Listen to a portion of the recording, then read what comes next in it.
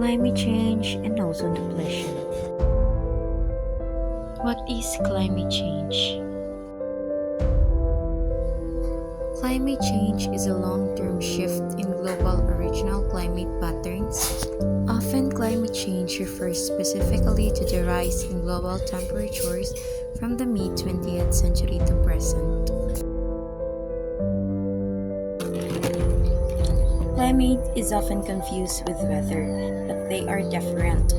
Weather refers to short-term changes in the atmosphere, like a sunny morning followed by an afternoon storm. It can vary from day to day or even hour to hour. Climate, on the other hand, is the average weather in a place over a long period, usually 30 years or more. It shows the typical conditions you can expect, such as the dry summers in the Sahara Desert or the cold winters in Siberia. So to understand the difference, weather is like your mood today, changeable and short term. Climate is like your personality, consistent over time. Tropical climates are characterized by hot and humid conditions year-round, with high levels of water vapor in the air, making it feel warm and moist. These areas, like the mountain rainforest or Southeast Asia, experience frequent rainfall.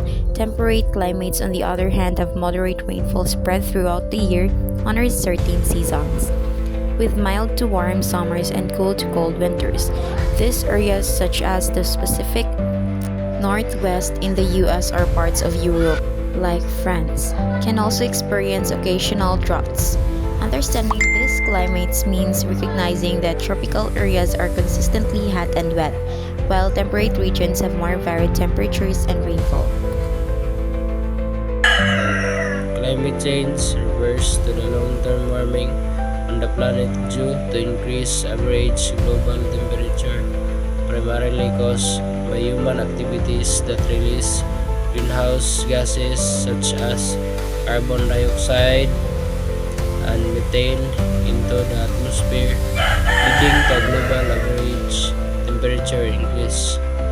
So, to fight the climate change, we adopt sustainable habits like reducing energy consumption, using public transport, eating plant-based, and conserving water, recycling, and supporting renewable energies.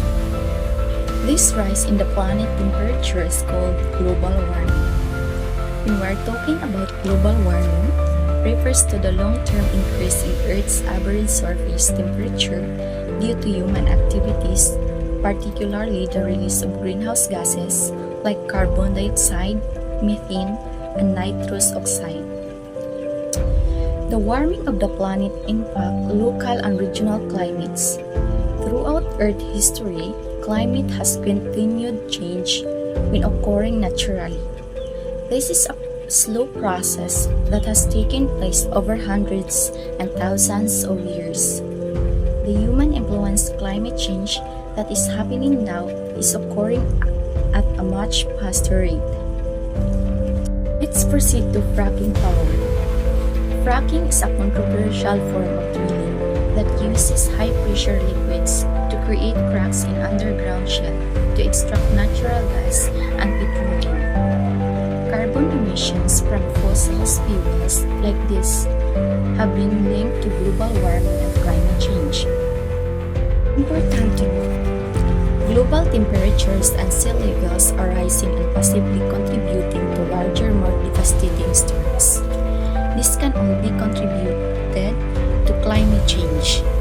Climate change is defined as gradual changes in all the interconnected weather elements on our planet over approximately 30 years. Ozone depletion. However, pollution has caused the ozone layer to thin, exposing life on Earth to a dangerous relation. Did you know Earth's atmosphere is divided into layers? The exosphere, thermosphere, mesosphere, stratosphere, troposphere. The second layer, called stratosphere, contains the ozone layer. The ozone layer is made up of a highly reactive molecule called ozone, which contains 3 oxygen atoms. So ozone is a trace gas in the atmosphere. This means ozone exists in extremely small amounts within the atmosphere. Despite its low concentration, ozone plays a crucial role in the Earth's environment. So,